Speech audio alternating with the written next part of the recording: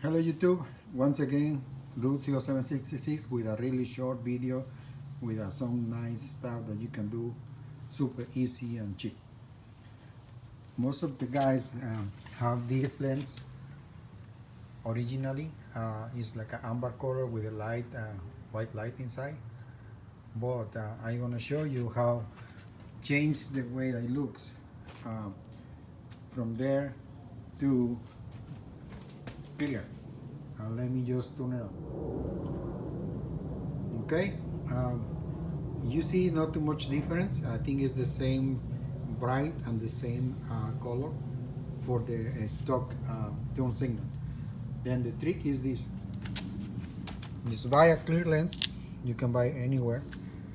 This is from Scott Drake, and then this is Sylvania bulbs. It should be the two filaments. Like I show you, this is the original one. You just replace the one that is coming from the factory, from the Mustang. I just change to this. That is basically the issue, and that is basically the change, and it's easy and quick to do. And it looks really good because it's making the car more even and more clear, more clean also. Thank you.